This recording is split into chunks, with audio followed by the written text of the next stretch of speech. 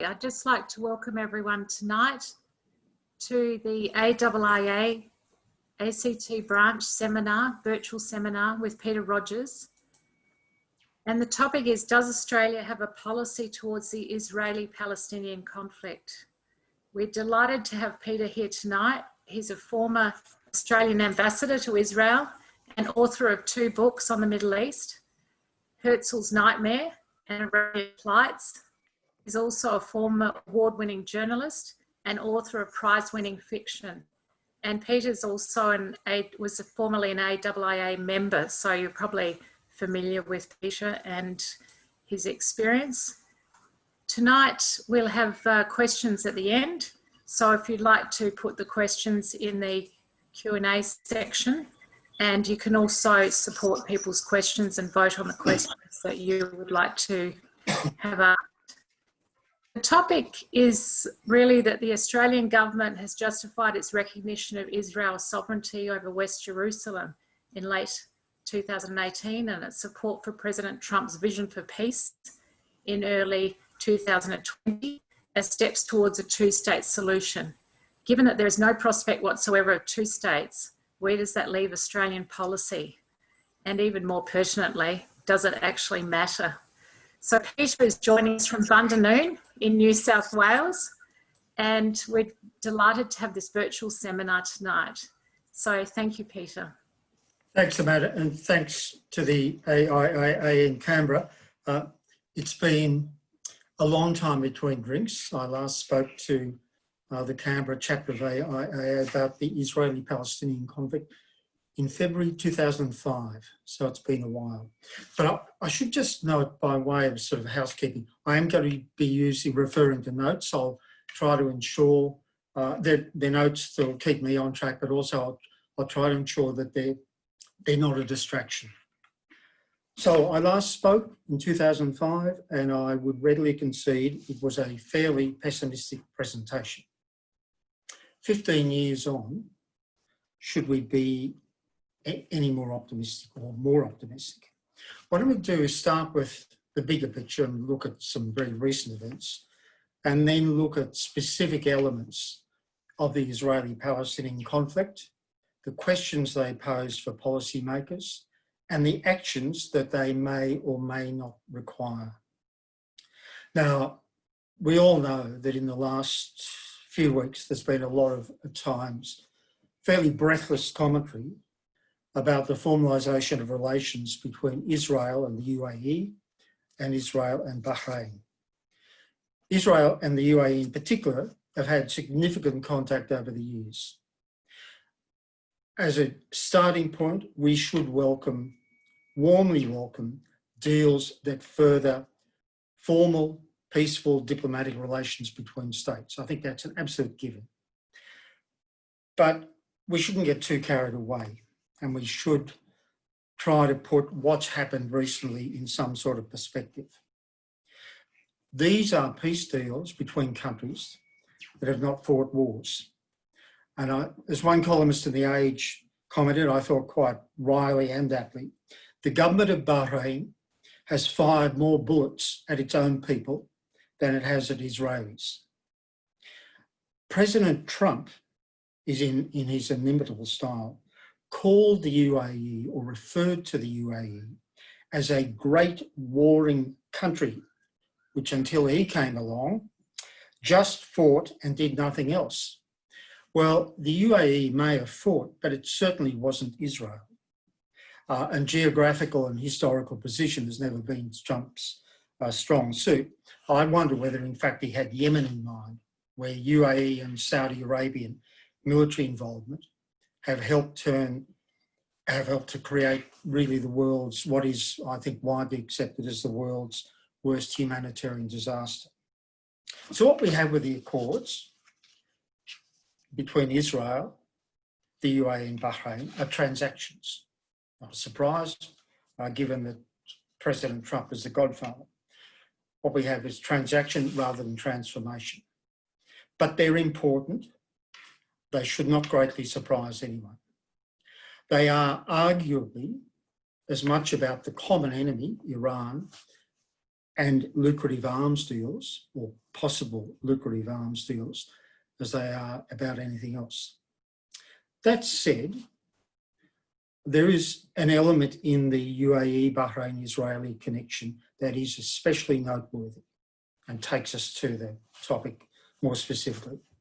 The Accords effectively signal the end of the 2002 Saudi and later Arab peace plan, which offered full normalisation of relations with Israel in return for full Israeli withdrawal from the occupied Palestinian territories, including East Jerusalem. This was a peace plan concept that Netanyahu, Prime Minister Netanyahu, and indeed others, often characterised as the Palestinian veto over Israeli-Arab relations. The UAE, in formalising its relations with Israel, claimed that it had stopped Israel's planned annexation of possibly 30% of the West Bank. Time will tell. Look at annexation a little later on.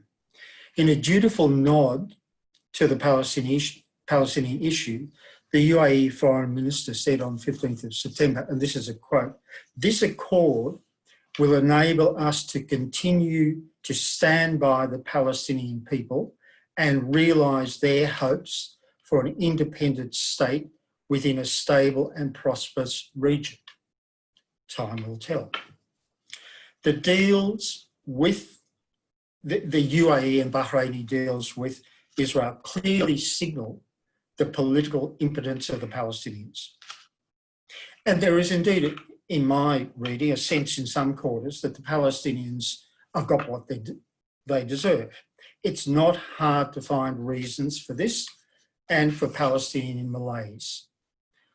Often impotent, sclerotic leadership, economic hardship, in part reflecting Israel's suffocating hold over Palestinian commerce and communication, toxic political division, especially between Hamas in the Gaza Strip and the Palestinian Authority in the West Bank, Iranian meddling in Palestinian affairs, all add up to a pretty messy picture, and there's plenty of blame to go around. There's got to be a but somewhere, and it's no number of deals, peace deals, between Israel and distant Arab states is going to, or is likely to change on the ground realities between Israel and Palestinians, at least for the better. Now, it may seem to be reading from an ancient text, but demography will continue to drive the political and the security dynamics of the Israeli-Palestinian conflict. The precise numbers are contested because both Israelis and Palestinians want to claim that they outnumber the others. Fair enough, I suppose. But if we take the region of Israel, the West Bank and the Gaza Strip, we are looking at a total of probably around 30 million people. As I said, the statistics are a bit rubbery, mainly because they're contested. About half of the 30 million are Jewish and about half Palestinian. So that Israel might be a thriving modern state, but it has yet to resolve the riddle of its modern creation and contemporary reality. Self-determination for the Jewish people came at the expense of self-determination for the Palestinian people. And Israel cannot be a democracy, a Jewish state, and an occupier all at the same time. It's been referred to, I think, quite sensibly as the Israeli trilemma. Now, this brings me to Australian policy, which, at least in its public expression, is predicated on the goal of a Jewish and a Palestinian, of Jewish and Palestinian statehood. I'm going to explore the three elements, three important elements: the status of Jerusalem, the Trump vision for peace, and possible Israeli annexation of a large slab of the West Bank. I'll do this by looking at Australia's stated position on these issues and, in my view, the questions and possible actions they raise that policymakers need to find a way through. I'll start with the status of Jerusalem. In May 2018, as many of you will know, the US opened its embassy in Jerusalem, relocated from Tel Aviv.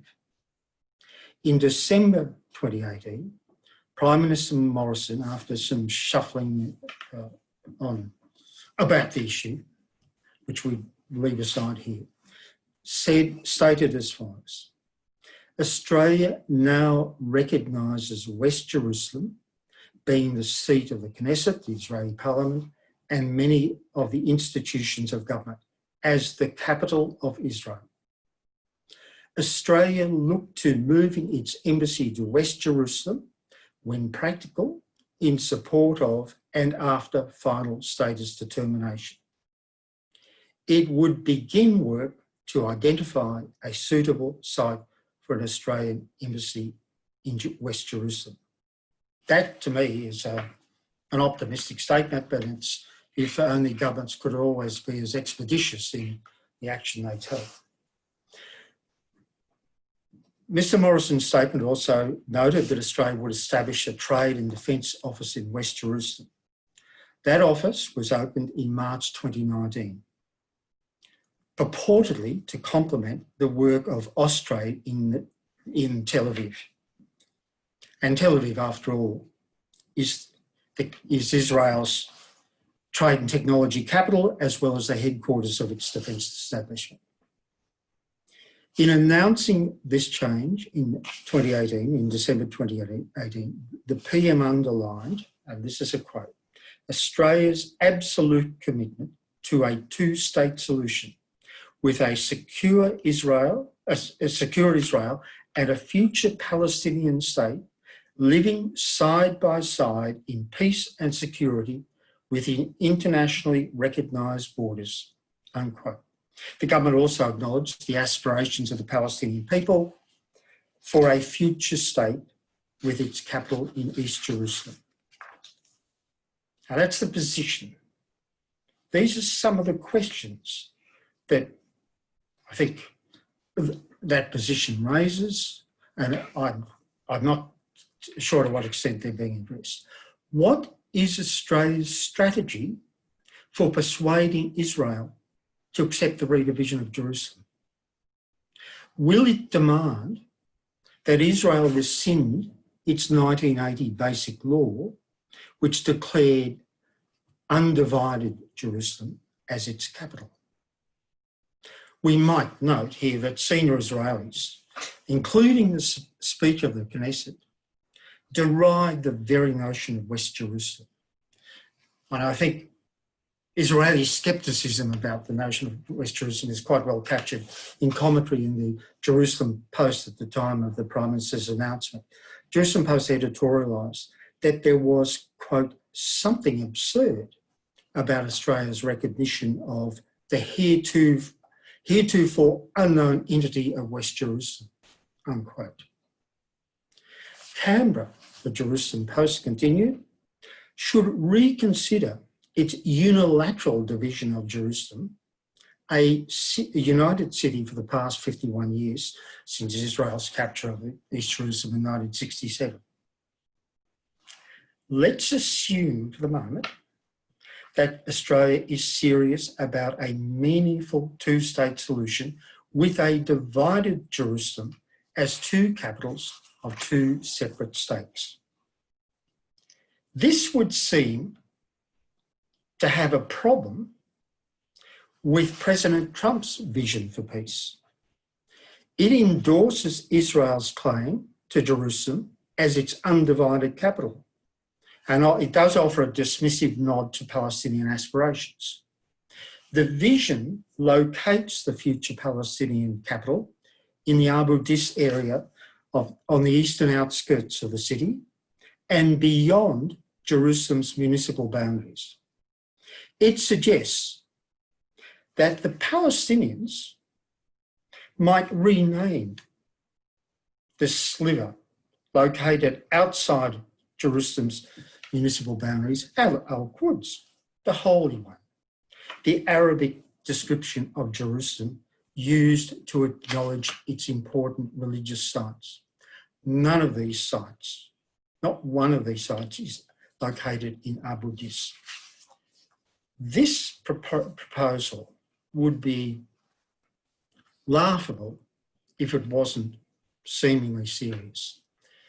I just quote some comments here by the US ambassador, a former US ambassador to Israel, Martin Indyk, who commented that Trump's vision puts almost all of East Jerusalem's Arab suburbs under Israeli sovereignty, leaving to the Palestinians one Arab suburb and a refugee camp.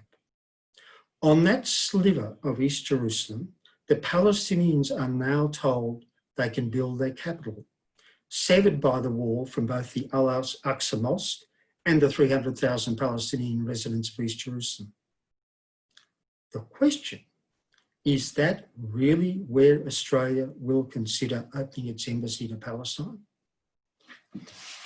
So I'm going to continue looking at President Trump's vision for Israeli-Palestinian peace.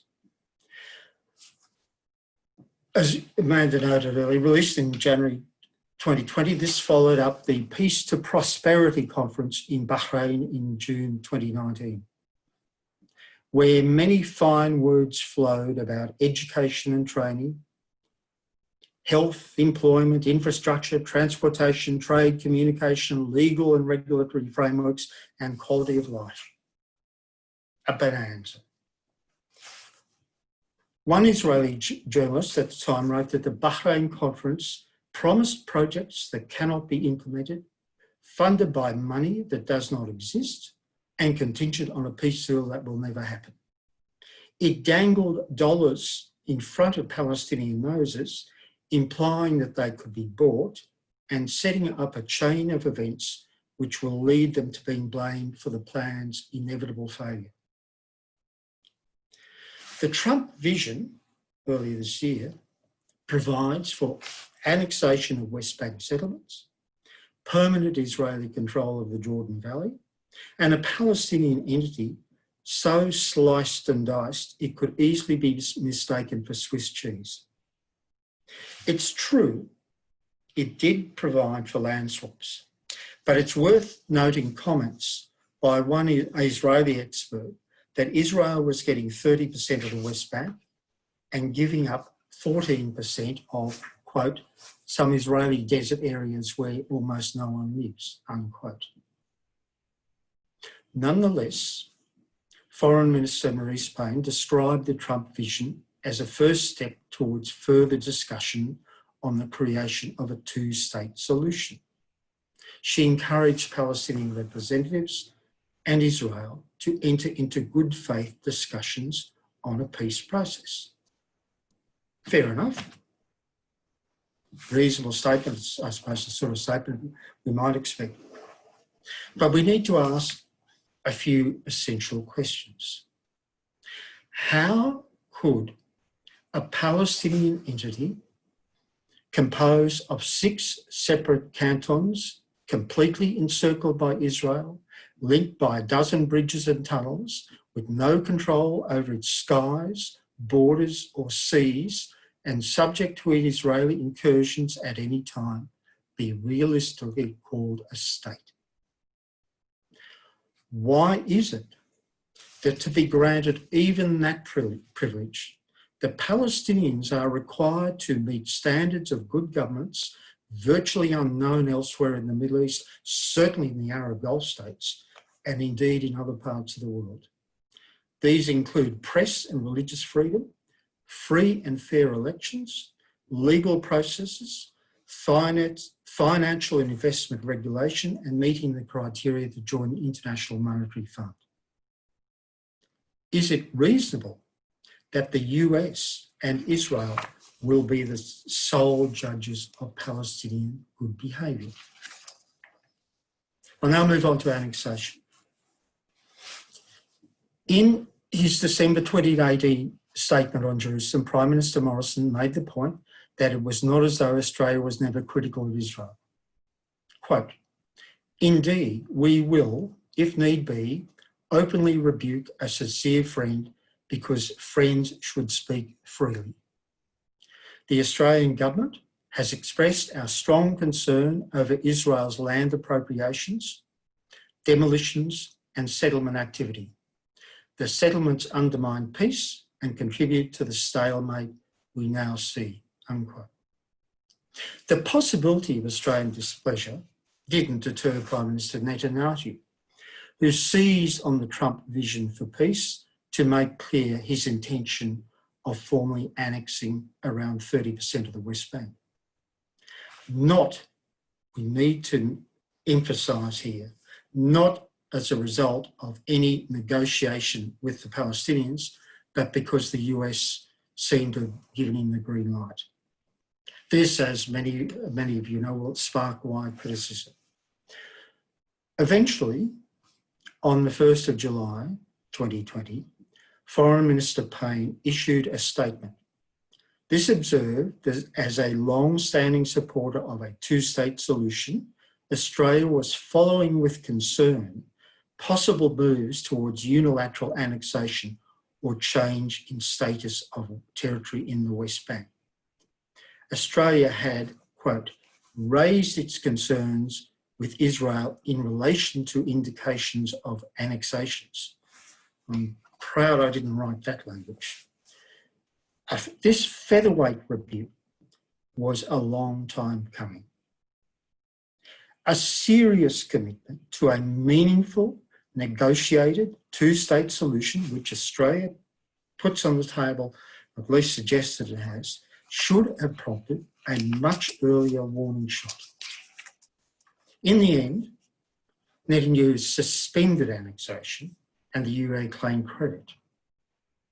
But we might note a couple of things here. In the television address after Trump's announcement of the UAE deal, Netanyahu said he had agreed only to, quote, "delay," unquote, the annexation, and that he would, quote, "never give up our rights to our land," unquote.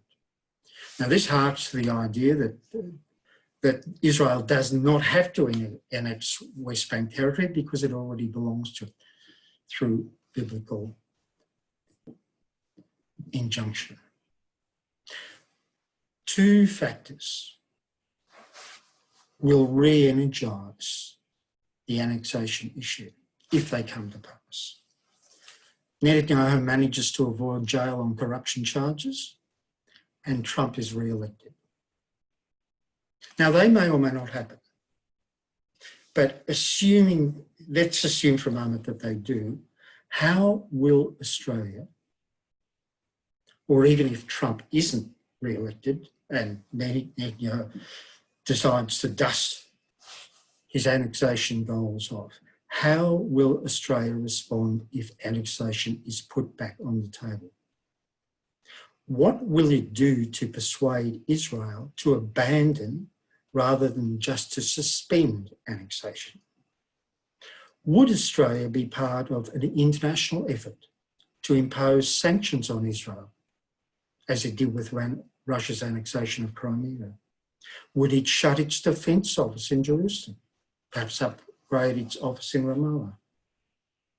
These are questions that we hope, might at least be being considered in the offices of policymakers. I'm going to gradually draw to a close. I think I'm doing okay for time. What I want to do is draw together Israel, UAE, Bahrain deals and the Israeli-Palestinian conflict. And I'm going to do that with a couple of quotes. The first one is from Ephraim Steh, who, as transportation minister in the government of Ariel Sharon, became the first Israeli minister to visit the UAE in 2001. Yes, you heard me right, 2001.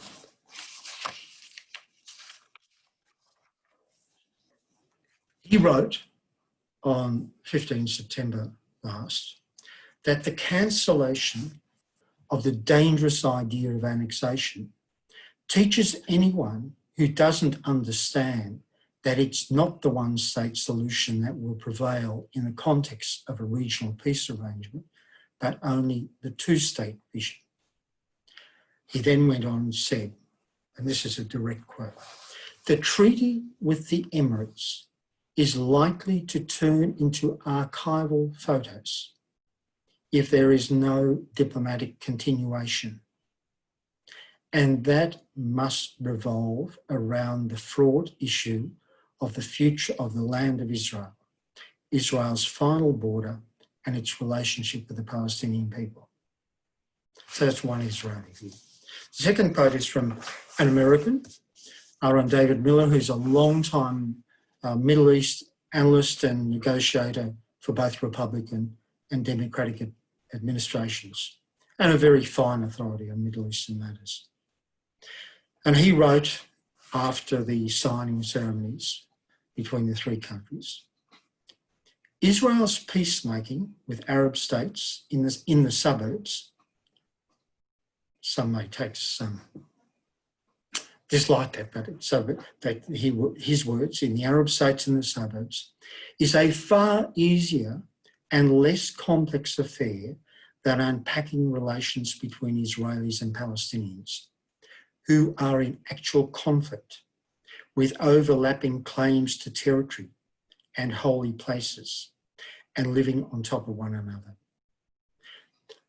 He went on, "No Israeli Prime Minister is going to agree to make concessions on the Palestinian issue he sought to avoid because of pressure from the Arabs.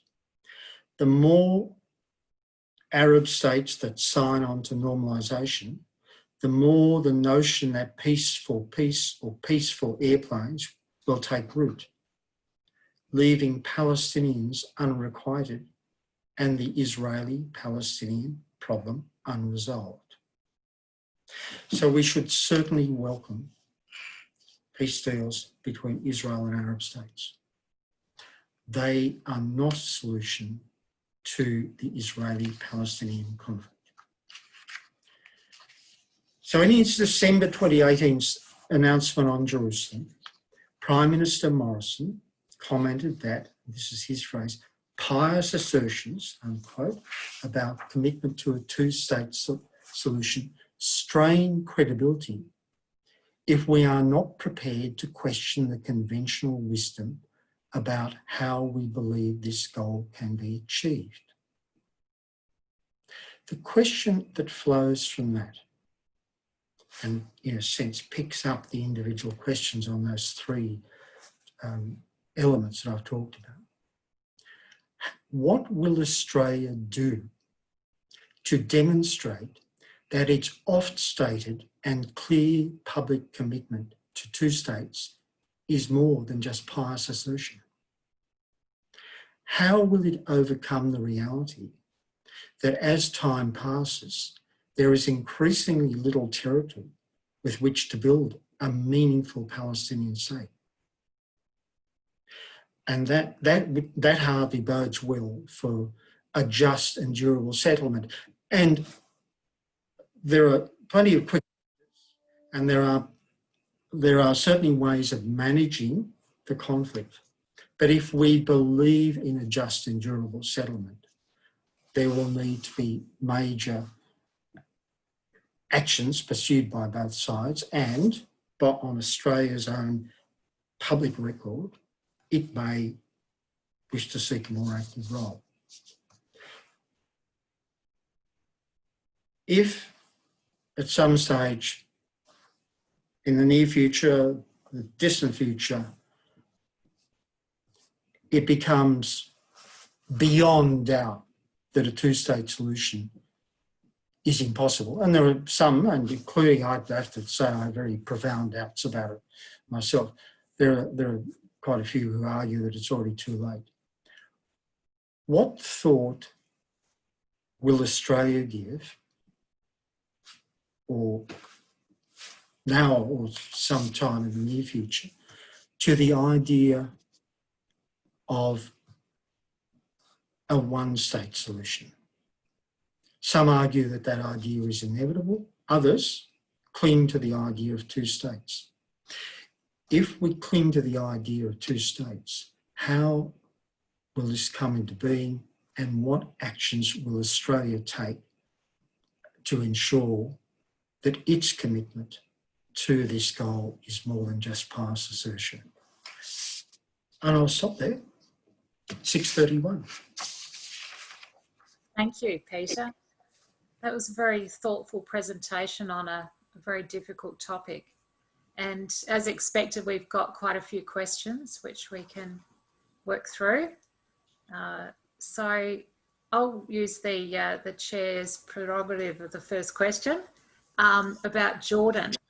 What role, if any, does or should Jordan play with respect to the question of Israeli-Palestinian peace, noting that there's a lot of Palestinians, a substantial proportion living in Jordan, and Jordan's maintaining of full diplomatic relations with Israel as well?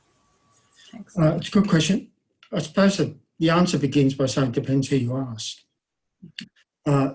You've noted that there's a significant Palestinian element in the Jordanian population, and there is a sort of line of argument in Israel itself that the Palestinians don't need a status, so they already have one. It's called Jordan. There are a lot of people in Jordan who would dispute that. And I think the idea of somehow Jordan morphing into an agreed workable Palestinian state that accommodates the needs and aspirations of Palestinians in the West Bank is laughable. The Jordanian-Israeli peace has lasted, but I don't think anyone would think that it's to say it's a cold peace, I'm not sure is a particularly useful phrase, but it's certainly not a very warm peace. Jordan has expressed great concern about Israeli activities in the West Bank and Israeli activities in and around the Gaza Strip. I don't think Jordan is not going to offer itself as a solution to the Israeli dilemma in the West Bank. Jordan would certainly be outraged, as I think many in the international community would be, if there were efforts to encourage Palestinians in the West Bank to relocate to Jordan. There is certainly in some streams of Israeli thinking the idea that if Jordan is Palestine, then what we need to do is create enough pressure on West Bank Palestinians to encourage them to depart. That won't happen. So Jordan is Palestine as a solution to the Israeli-Palestinian conflict centred on the West Bank and Gaza. Gaza is in a different situation because of Hamas. It won't fly. Mm-hmm. Thank you. Itzik has asked a question which actually builds on one of the statements that you made about that if enough Arab states sign peace accords with Israel, the Palestinians might find themselves isolated even from Arab support, and this might encourage them to willingly come to the negotiation table with Israel. So your comment on that premise. Okay, that's a reasonable suggestion. What does it actually mean that Palestinians might become more amenable? There'll still be 6 million and 7 million Palestinians. A couple of million will live in the Gaza Strip, and whatever the remainder is will be in the West Bank. Will they come to an arrangement with Israel, if we go back, for example, to the Trump peace vision, that means that they remain basically permanently occupied by Israel? Or, if it's not a physical occupation, on the ground on a day-to-day basis, at least under firm, inflexible Israeli rule. Now, some was, if you go back to the Peace and Prosperity Conference in Bahrain, the driver behind that was if you built enough shopping malls in Gaza, everyone would forget about the politics. What I found so curious about that was that somehow the idea in the Peace and Prosperity was if you can mobilise enough money to throw at the Palestinians, they'll forget about politics. Why should they? Would we? Would Israelis? Would anyone just roll over and say, well, look, we won't, we'll forget the politics, we're off to the shopping mall. I think it's a ludicrous idea, and I think it's actually one that sort of demeans the idea of Palestinian statehood. And I don't think, I may be wrong, who knows, but I simply don't see Palestinians buying onto it. And even if enticements are offered to the West Bank Palestinians, we still have the problem of Gaza. And it's a problem for those in the Gaza Strip, and it's certainly a problem for Israel. And so we can't, it's not going to be wished out of existence. So I understand where that point is coming from, but I don't see it as a realistic way of solving the Palestinian-Israeli conflict. And that's really what we ought to be talking about. Yeah, and Emily's asked a question which does dig quite a bit deeper in some ways about that if peace accords are signed and relations between Israel and Palestine will not change on the ground, how can that be changed to create peace and change relations on the ground? So how people actually interact with each other beyond the peace accords. I'm not quite sure I've sort of understood the premise of the question. How we help to create better day-to-day dealings between Israelis and Palestinians? On the ground, yeah. On the ground. Well, this is a very vexed issue, and I have to be forgiven for still believing the Oslo process did some useful things. Oslo process is almost a dirty phrase, but one of the very important elements in that, which never was given a chance because of terrorism and political dynamics, was the idea of building people-to-people relations. Not so much in the first Oslo Accords, but in the latter ones, there was a strong focus on the need to change Israeli and Palestinian views of each other. And on both sides, there are still some very negative views of the other. And the Israelis, quite rightly, times point to the characterisations and the attitudes on the Palestinian side. They also point to the fact that sometimes Israel is not shown on Arab government maps. So there's a lot to be done there. And it won't be easy and it won't be quick, but then does need the commitment to change mutual attitudes to the other, I think has to be driven from the top. Mm-hmm. And it's not. There's nothing to suggest that the current government in Jerusalem, certainly the Hamas in the Gaza Strip, or indeed the PA in Ramallah, are trying to encourage people-to-people contact.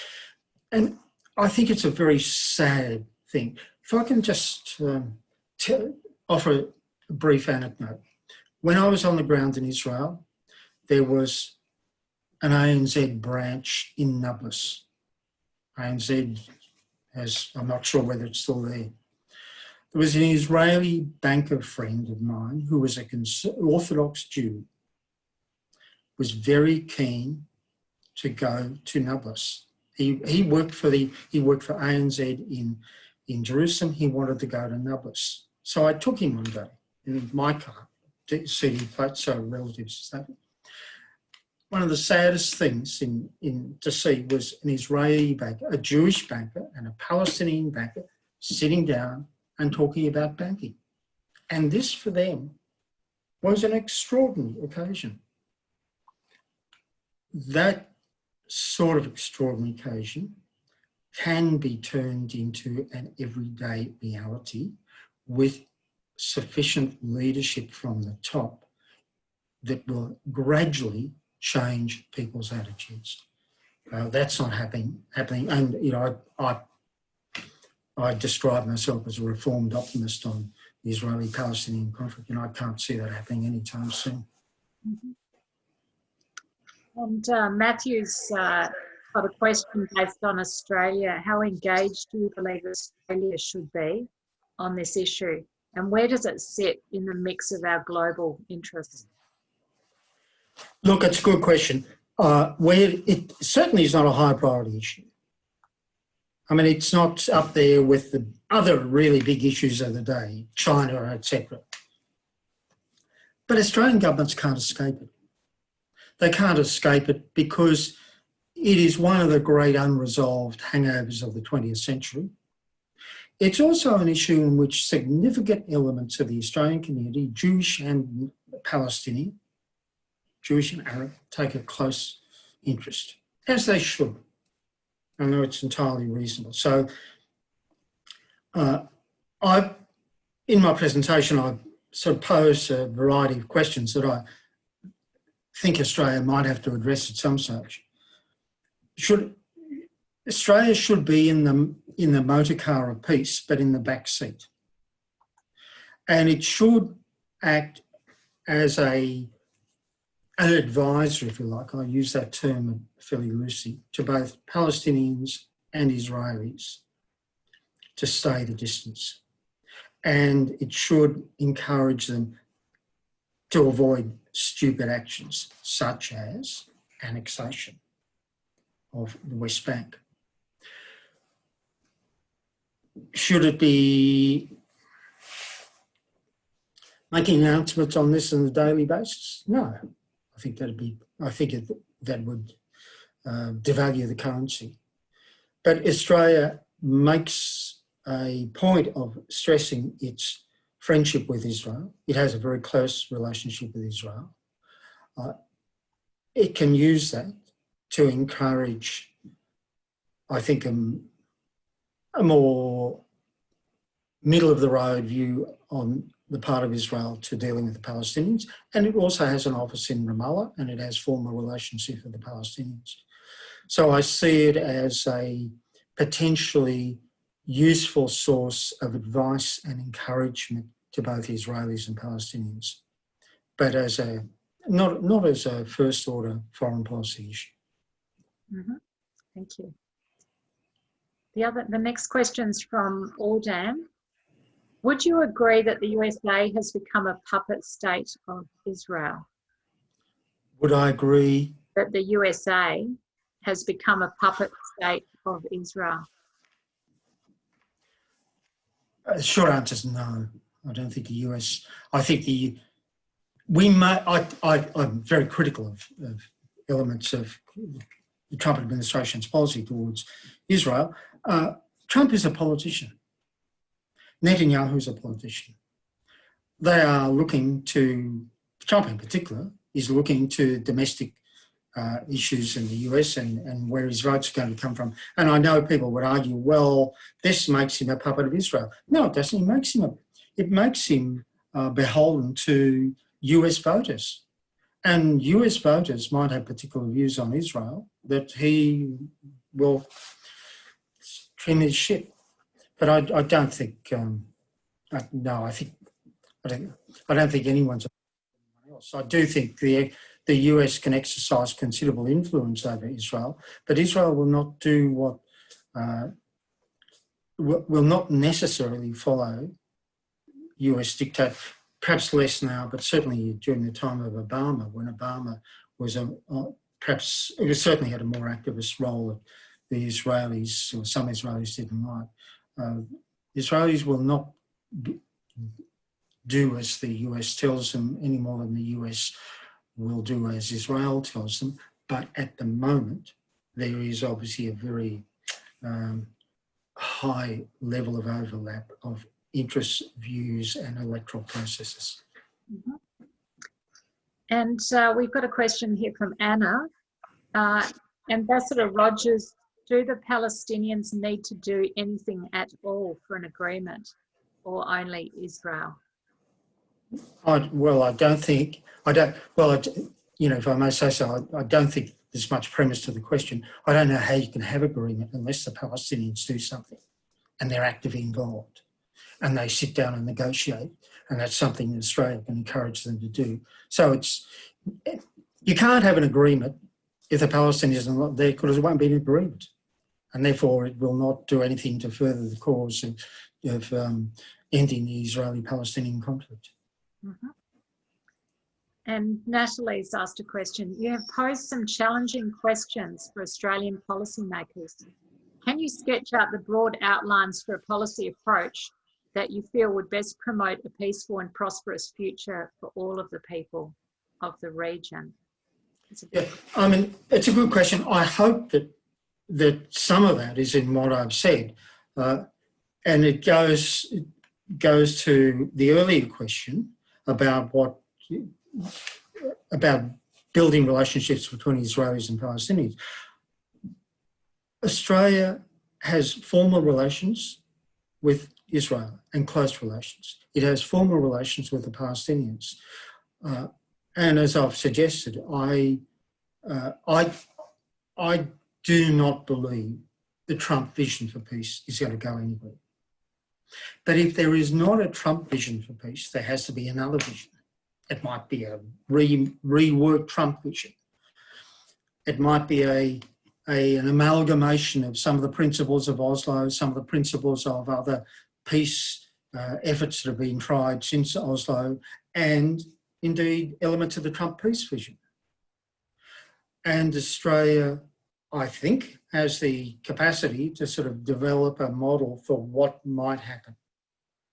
I don't think it should be as I've said, I don't think it should necessarily be taking the lead on this, but there are a lot of people in Europe, in America, around the globe, with an interest in solving this problem, who recognise that this is one of the great leftover blights of the 20th century, who recognise that we cannot talk about normalisation of relations in the broader Middle East unless we have resolved a problem fundamentally at its heart. And it may be that Australian activism, for want of a better word, is basically rhetorical. But I'll come back to the idea of a two-state solution. Now, let's assume that we think the two-state solution still has a chance or can be made to have a chance. What can Australia do to encourage the parties to come back to the table? Talk to them? Nag them? Without getting wedded? I don't know, probably not. But it's a start. I think Australia also potentially has an important role in counselling the US, whether it's Trump or Biden or anyone else, in what might work or what might made to be working. Australia is respected on the ground, it's respected in the US. It could use it, and the parties both on the ground in Israel and Palestine and in the US could use a bit of wise counsel. There's a couple of quite similar questions about Indonesia from Peter and Heath. Do you see a role for Muslim states like Indonesia and Malaysia outside the Middle East in promoting a settlement that recognises Palestine interests, and also to what extent do Australia's policies towards Israel-Palestinian issues impact on our relationship with Indonesia? Okay, to the answer to the first question is yes, if they want to. They have relations. Many, I think all Muslim states or many Muslim states recognise the state of Palestine. I think they also recognise that we've moved on from the rhetoric of the post-war rhetoric, went perhaps up to the 60s and 70s, about destroying Israel. So I think they recognise that Israel is here to stay. And that's a good thing, because it gives them some opportunity to perhaps inject, as I've said, some wise counsel into the Palestinian side. I don't know how many of them have informal contacts with Israel or Israelis. I would encourage them to do so. But so the answer is yes. But I don't know, I can't pretend to know what's going on in that school. Mm-hmm. That's the first part of the question. The second one was about Indonesia. I think that when the Morrison government decided to recognise the heretofore unknown entity of West Jerusalem as the capital of Israel, I think there was some surprise in Indonesia and elsewhere.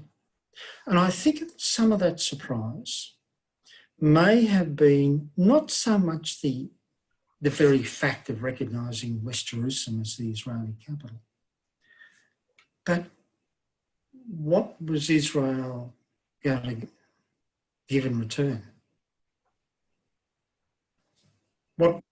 How did that encourage Israel to move along the peace process?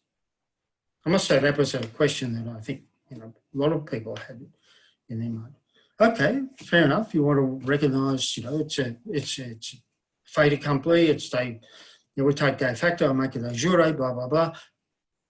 What is Israel going to do in return? Not necessarily give up.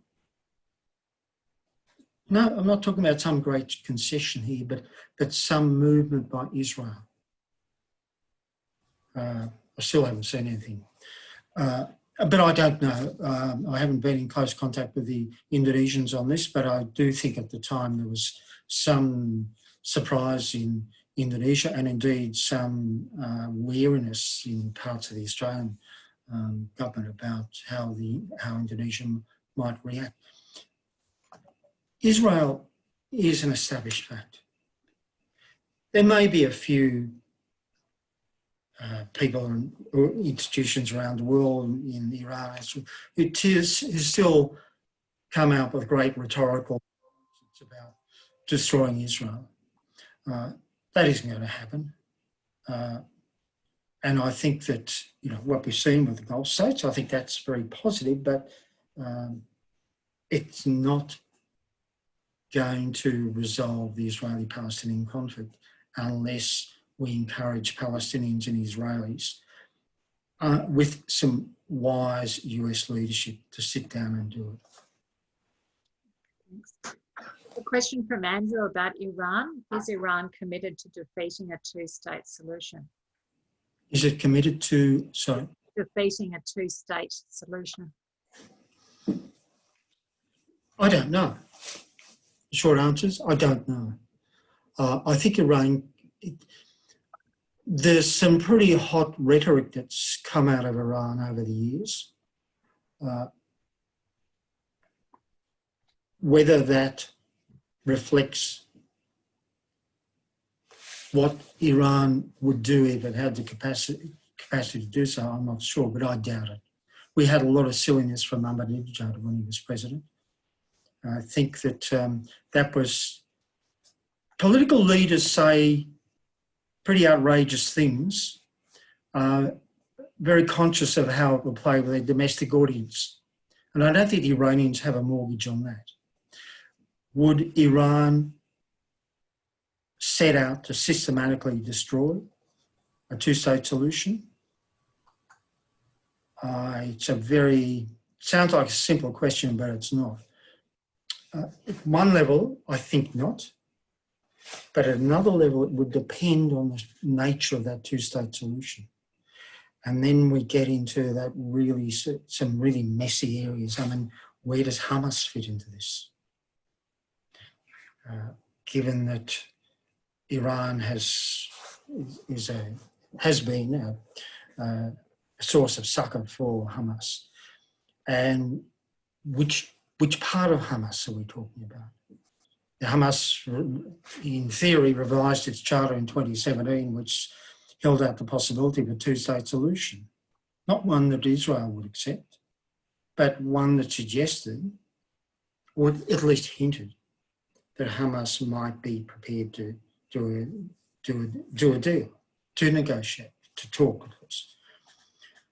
I think if the parties on the ground in their broadest form were prepared to do a two-state deal, I think that would be a disincentive for Iran to blow it up. Thank you. I think we've probably got time for one or two more questions. Bridget's asked a question. In your opinion, what role can Australia play in the Palestinian refugee problem? And how does this role influence the conflict as a whole? Good question. Well, Australia has been supportive of UNRWA, continues to be so. Might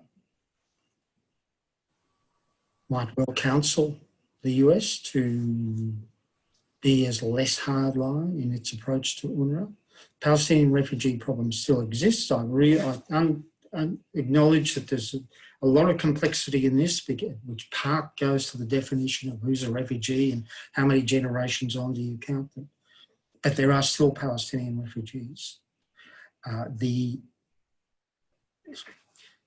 view I would take on that is that one of the elements, this is getting away from UNRWA, but we're talking about Palestinian refugees. One of the most effective ways of blowing up the possibility of any chance of an Israeli-Palestinian deal is for the Palestinians to insist on the right of return for Palestinian refugees. Now, they've walked that back quite a bit in recent years, but it just seems to me that that is a whisper that Australia could usefully continue to put in Palestinian ears. And the Palestinian reaction is, well, it's unfair that there's a fully fledged right of return for Jews to Israel. Why can't we have our own right of return? I think we've actually moved on from that quite a bit, and I think we should encourage to do that. Australia does provide some funding to UNRWA, and also provides some, or has provided some direct funding to the Palestinians on the ground. I think one role Australia could take on there is to, again, it's about wise counsel, and that's with the US in acknowledging that there is an incredible Palestinian refugee problem,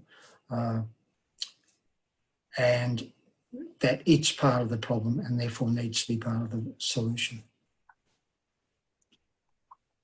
Thank you, Peter. We've just got time just for one final observation from Natalie. What do you think Australians misunderstand most about the Israeli-Palestinian conflict? What do they misunderstand most? Well, I guess it depends which Australians we're talking about. I haven't done a poll of Australians. I think what they misunderstand, I think the danger in looking at the conflict is to misunderstand the tragedy of it. And that is, for 70 years now, two gifted, creative, cultured peoples have been locked in a relationship that's consumed a lot of blood and treasure, and we see no closer to the end now than we ever were. And gave the example of taking a Jewish banker to beat a Palestinian banker. That's the tragedy of it, and it's ongoing. So that, to me, the lesson for Australians is to understand don't be misled by the blustering commentary we occasionally see from the top, or the appalling actions of Israelis and Palestinians towards each other on the ground. This is a human tragedy as much, if not more, than a political tragedy. Thank you, Peter, for an extremely engaging speech. And I agree with some comments from some of the people asking questions. Mrs. Bazaran said it was a difficult topic presented with sensitivity. So thank you very much. We've had a record number of people on this seminar, about 190. So thank you to everyone for their questions and for your presentation. It was very thought-provoking. Thank you, Adid. I'll see you in Bundanoon. Yes. Thanks, man. And thank you, everyone. Thanks for that.